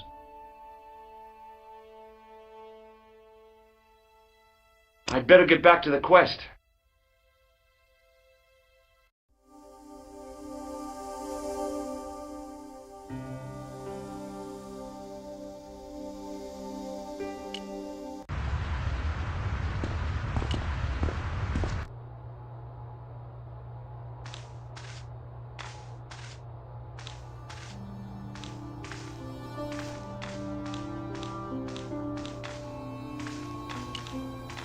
Hi, Andre. Hello, Georgie. Hey, I visited Nicole's apartment. Yeah, she told me you came by. Ooh, quite a fine Georgie boy. I didn't expect anything quite so sexy. I hope you're referring to the manuscript. Oui, of course. What did you make of the manuscript? It dates from the time of the Crusades. We guessed that from the Templar seal. It's a story and pictures like a modern-day comic book. What story does the manuscript tell? I don't know. It was probably produced for the tourist market. Tourists? Oh, oui, pilgrims in their thousands on their way to Jerusalem. The tourist trade is nothing new, you know. It's been around for centuries. Ever since Joshua made a packet selling souvenir bricks from the walls of Jericho. Have you deciphered any of the images on the manuscript? There's very little I can be sure about. The slang of the bull could be a reference to Mithras. Who's he? A Persian god, almost as popular as Christ at one time. The only thing I can be sure of is the knight. He's Spanish. How can you tell that? The writing on the shield, the reference to Ave Maria. No self-respecting knight from Northern Europe would have borne a coat of arms like that. Can you identify the knight's coat of arms? I already did, Georgie. He's a member of the De Vasconcelos family from the Costa Calida. Were they famous? No. They're not mentioned after the 15th century. Oh. The spotlight of history moved on. They're probably long dead.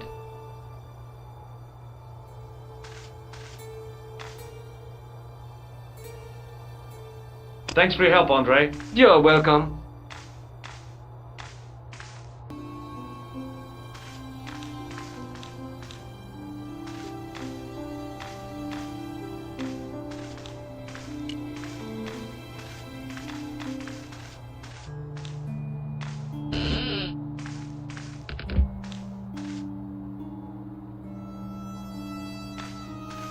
It is closing time, Monsieur Lobineau.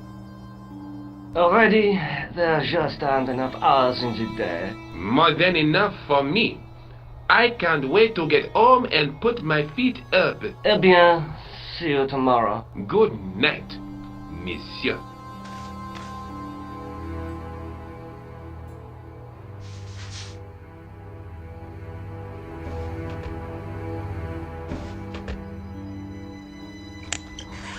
Quit fooling around, you moron! Get your ass over here and bring that flashlight.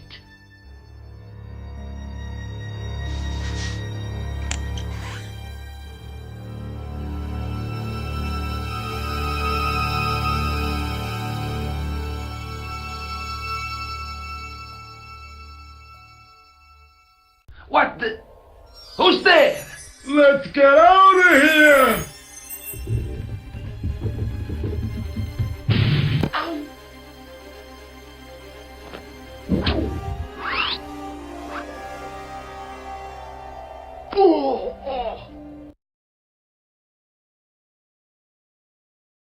And when I woke up, I was at the police station. Luckily, I managed to persuade Rosso I was innocent. Poor Georges. What a mess. I bungled the whole thing. I don't think so. You made a pretty good job of distracting those two crooks. Yeah, but the killer got away with the tripod. No, he didn't. He's not the only one who can dress up in costume. You mean it was you who stole the tripod? Oh, hell, Nico. I could have been shot. Those dogs are more likely to shoot their own feet. I just wish you'd told me your plans. We're supposed to be in this together. And how come you dressed up like a pantomime cat? Don't sulk, Georgie, please. Oh, rats. And don't call me Georgie. Oh, I really thought you'd be pleased. After all, we've got the tripod. Is there something going on between you and Lobineau? What business is it of yours? We agreed all this, the clown, the Templars, strictly business, remember? Yeah, but... So get off my case!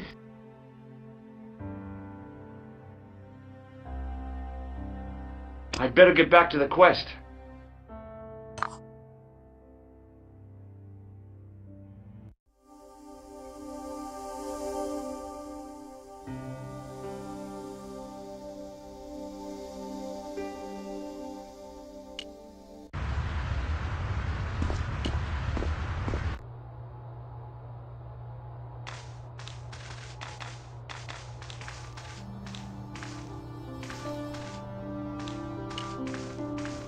Hi, Andre.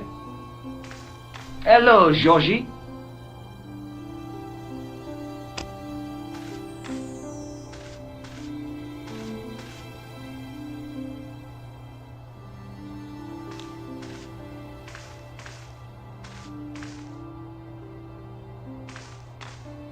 Thanks for your help, Andre. You're welcome.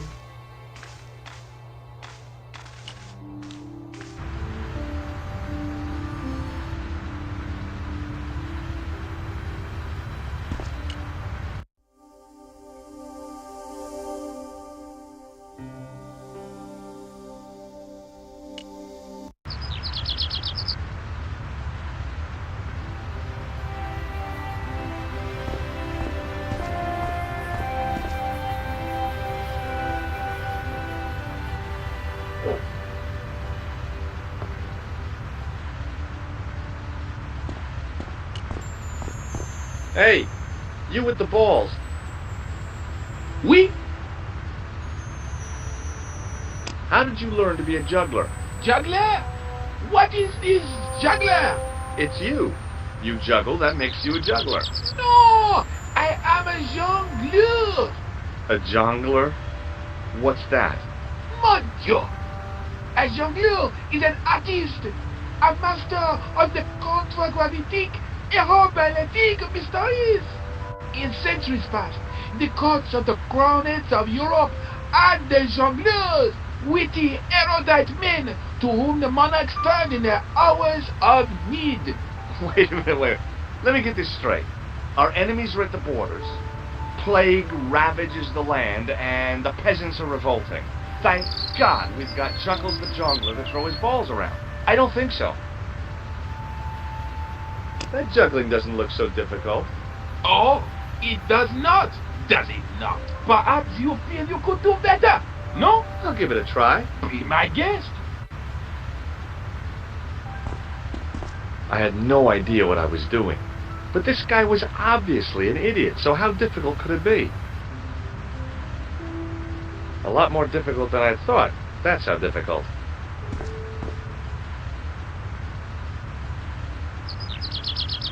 Still, it was my big chance to be derided by complete strangers. Not so easy after all, is it? No, I guess not.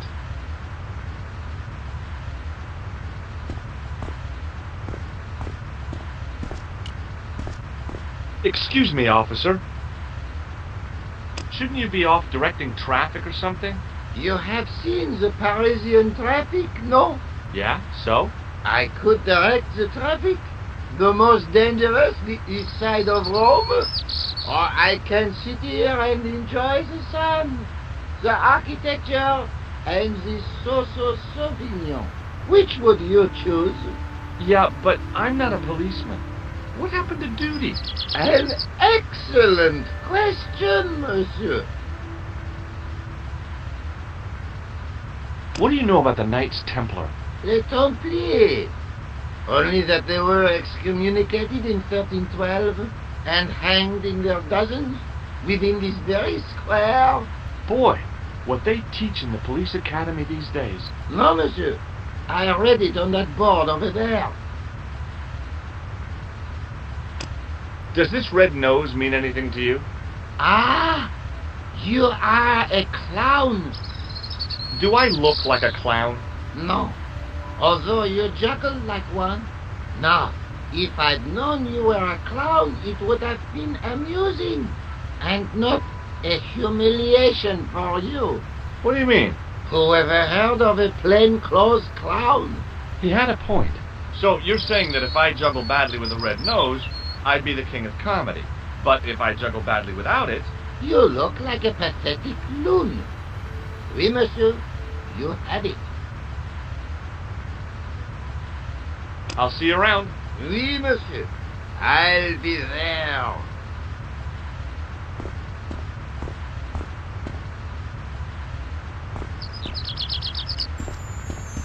Hi again. Oui? What is it this time? I'd like to have another try at juggling, please. You have gone on a crash course, perhaps? No. I just had an insight into presentation. Huh? Allow me to demonstrate. The balls, please. If you insist on completing your humiliation, monsieur. Okay, now for my secret weapon.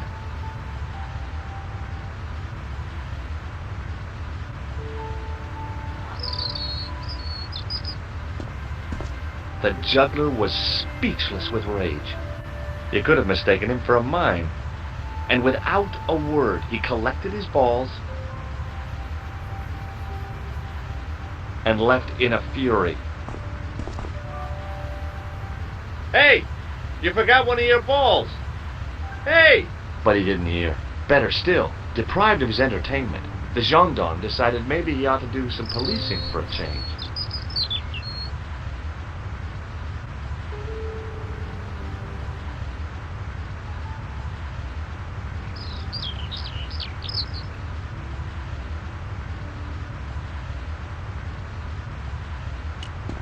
In the middle of the square was a manhole. I wondered if there might be something relevant beneath street level.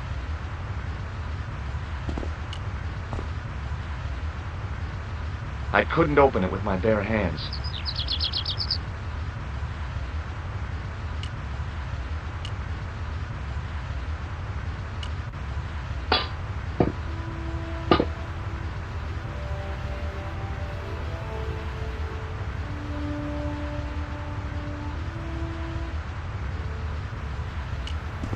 In French, English, and German it read, "In 1312, Pope Clement V dissolved the knightly order of the Templars and excommunicated its members on charges of heresy. In the following 2 years, many of the knights were hanged on this site. Their Grand Master, Jacques de Molay, was burnt at the stake on an island in the Seine.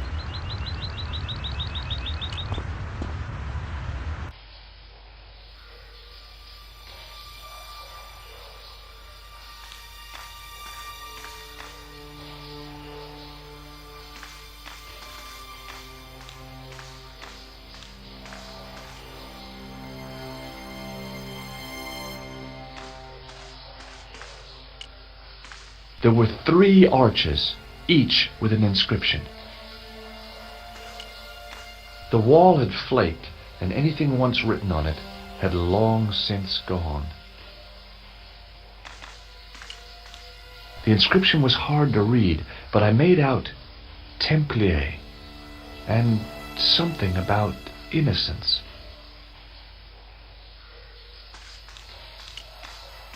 My medieval French isn't much, but the few words I understood seemed to say, "This is where the gallows used to stand." Maybe.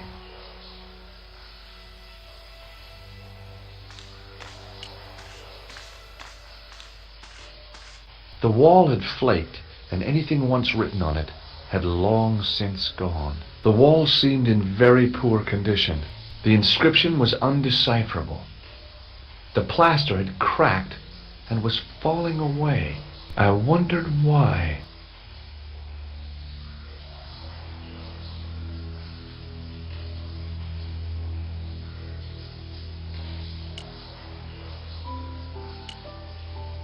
It was time for some brutal destruction. Hey, that's hollow! I'd poked a hole in an historical site.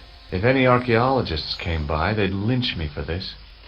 There was some sort of mechanism hidden inside the wall, with a lever in the middle of it.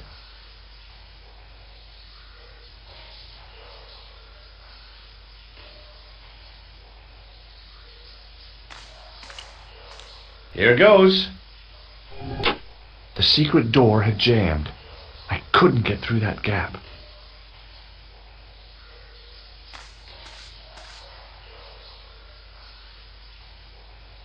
A weird little boat lay tied up.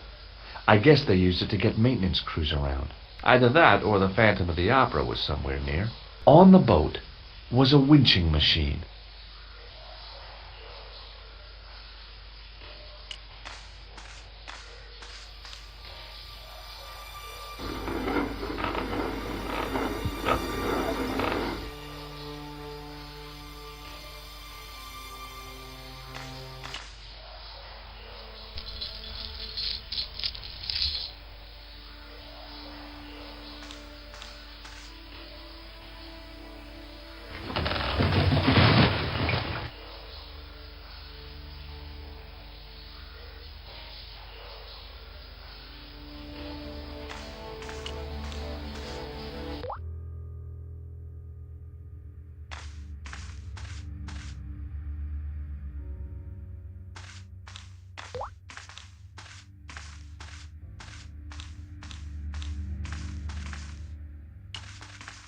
In the beginning was the end.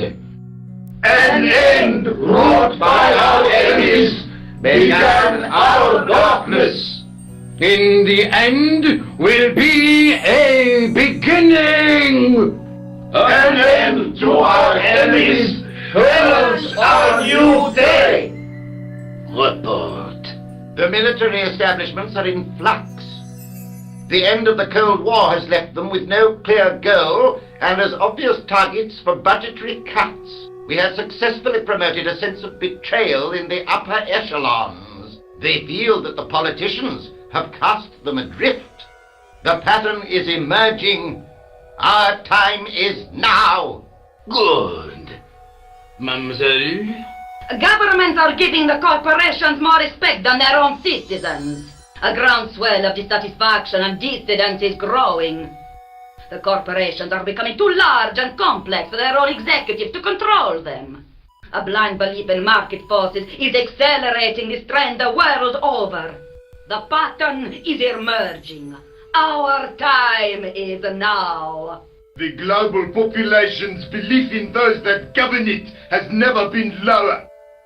We have inculcated a sense of immediacy and action over forethought and planning in all the major governments.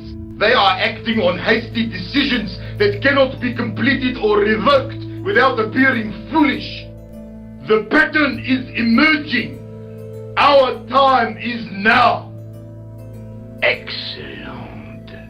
The tired old governments are dying a slow death from their own incompetence and our machinations. Professor, where is the broken sword?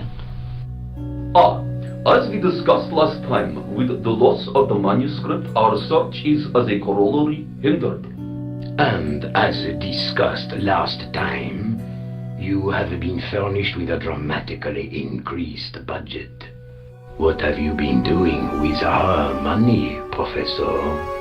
We are working on the principle that the Templars, that is to say, our predecessors, Hold on. These are the Templars? must have left a trail when they were hiding the clues to the sword of Baphomet's location. I have a small army of historians and archaeologists ferreting out that trail. I trust these historians and archaeologists are more trustworthy than your friend Pegram. Pegram was loyal. He tried to protect the Lochmarn gem when the Hashashin came near. And failed. And don't call that Syrian maniac the Hashashin. He's an assassin. Plain and simple. That's not what he believes. He actually thinks.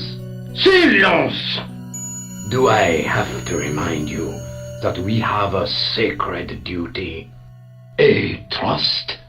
When Philippe attempted to destroy the Order, we lost the sword and our power with it. Now we have the opportunity to reforge it. But time is short. We need results, not petty bickering, not excuses. Now, Professor Baphomet. Yes, of course. My apologies. We will find Baphomet and the sword, manuscript or no. We have already found another element actually within Paris. Excellent. What is it? Well, we're not exactly sure at present. Ha! But I have my best people working on it. You would do well not to criticize others, Eklund. At least I have not murdered one of our own. Of course. That guy was the bogus doctor in the hospital. Marquet was a liability. Eklund dealt with him on my orders. I beg your pardon, Grandmaster. I did not mean to. Have you any good news for us, Professor? We already know 3 of the elements. We know that Klausner had obtained the lens before he vanished. Where was he? Syria. We know that he arrived, but after that, nothing. The assassin. I fear so. It's a shame. Klausner was a good operative. This will be our last meeting in person until we locate the sword of Baphomet. I hope that I don't need to emphasize the importance of finding it.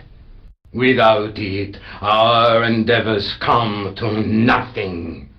With the sword reforged, we will have the power to sweep the stage of all opposition. The next time that we meet, it will be to become the princes of this world! Wow!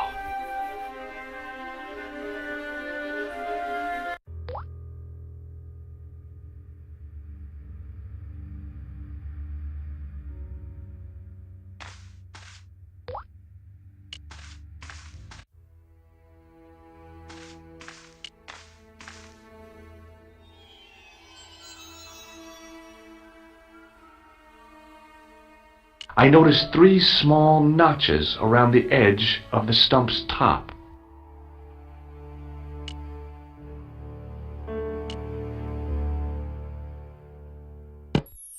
The tripod's feet fitted neatly into the notches on the top of the stump.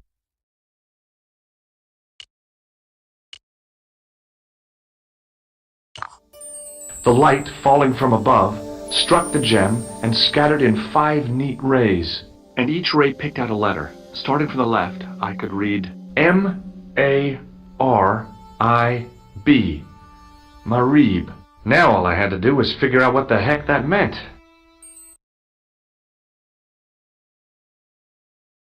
Nico, I've seen them. Who? The Templars.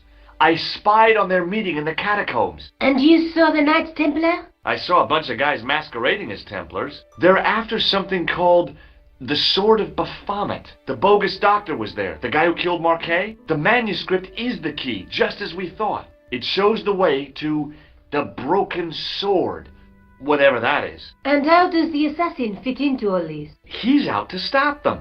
These Neo-Templars, they're men and women in influential positions. Don't you see? Plantar was one of them. The assassin killed him for the manuscript, to stop them finding the sword. But now we have got the manuscript. Yes. So, how do they hope to find the sword? I don't know. They said something about a lens and a guy called Klausner who's gone to Syria, but they didn't seem to realize the significance of the very site of their meeting. You see, after they'd gone, I discovered a stone pedestal and a carved inscription. I set up the gem on the tripod, directly below a beam of light. The gem split the beam and lit the letters M-A-R-I-B. Marib is a village in Syria. Then the Neo-Templars are ahead of us. Klausner beat me to it. You're not thinking of going there yourself, are you? Why not? These guys are crazy and dangerous. That reminds me, you should leave the gem here. Okay. What about the tripod? I'll send it back to André, anonymously. Just how long have you known Labino? André? We met at college. He helped me out when I was a fresher. Showed me around, that sort of thing. You never told me that before. I thought he was just a working acquaintance. So he is. I rarely see him these days. You know, he hasn't changed much. A little lesser at the front, perhaps. I'd forgotten how much fun he could be.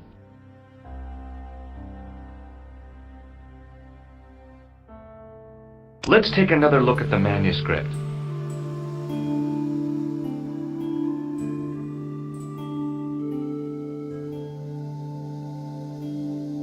There's a woman, but